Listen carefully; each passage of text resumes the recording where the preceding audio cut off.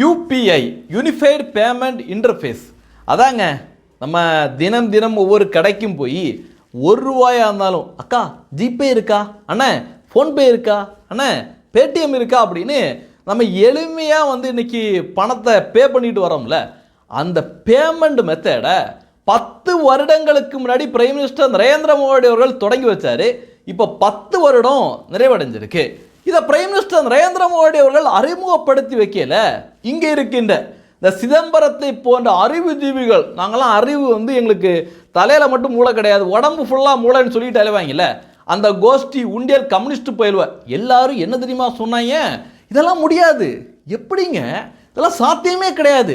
சாதாரண காய்கறி விற்கிற கடையில் ஒய்ஃபை இருக்குமா? அவங்களால எப்படி அதை இது பண்ண முடியும்? யாராவது காய்கறியை வாங்கிட்டு ஒரு தக்காளியோ ஒரு உருளைக்கிழங்கையோ வாங்கிட்டு அவங்களால ₹7.50 பே பண்ண முடியுமா? அதெல்லாம் சாத்தியமே கிடையாது. நகி அப்படின்னு இந்தியா முழுவதும் பயங்கரமாக ஒப்பாரி வச்சாங்க. Buy potatoes and tomatoes and pay ₹7.50 by a credit card. What will the poor lady do? Does she have a POS machine there? Is it connected to a electricity source? Is there Wi-Fi there? Is the internet working there?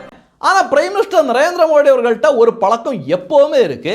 முடியாது, ஐயோ இதெல்லாம் பண்ண அவ்வளவுதான் அப்படின்னு மற்ற கட்சிகள், மற்ற பிரதமர்கள், மற்ற தலைவர்கள் எல்லாருமே பயந்து ஒதுங்கி போன விஷயங்களை தேச நலனுக்காக துடிச்சலாக எடுத்து செய்யக்கூடிய தைரியம் பிரதமர் நரேந்திர மோடி அவர்கள்ட்ட இருக்கு.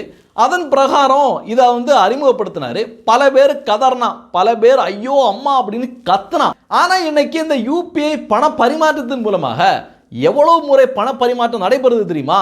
ஒரு நாளைக்கு மட்டும் 77 கோடி முறை பண பரிமாற்றங்கள் நடைபெற்று இருக்கு. அது மட்டும் கிடையாது, எவ்வளோ பண பரிமாற்றம் நடக்குது தெரியுமா? கிட்டத்தட்ட 96,000 கோடி ரூபா ஒரு நாளைக்கு மட்டும்.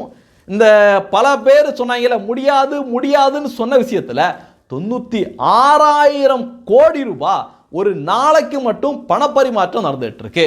இன்னும் சொல்ல போனா பிரைம் மினிஸ்டர் நரேந்திர மோடி அவர்கள் 2016 இதை அறிமுகப்படுத்தினார்ல, வளர்ந்த நாடுகள், வல்லரசு நாடுகள் எங்கேயுமே இவ்வளவு எளிமையான பண பரிமாற்ற முறை எங்கேயுமே கிடையாது. அதுக்கப்புறம் நம்ம பாரத நாடை காப்பி அடிச்சு பல நாடுகளில் இன்னைக்கு இதை பின்பற்ற தொடங்கியிருக்காங்க. நிறைய பேர் டைரக்டாகவே இந்தியா கிட்ட இதை பற்றி கேட்டுட்டு இருக்காங்க. இதெல்லாம் பார்க்கல எவ்வளோ பெரிய சந்தோஷமா இருக்கு பார்த்தீங்களா? ஒவ்வொரு இந்தியனும் இதை நினச்சி இன்னைக்கு பெருமைப்பட்டு இருக்காங்க. இந்த மாற்றங்களை செய்ய பிஜேபி அரசாங்கத்தால் மட்டும்தான் முடியும், மோடி அவர்களால் மட்டும்தான் முடியும்.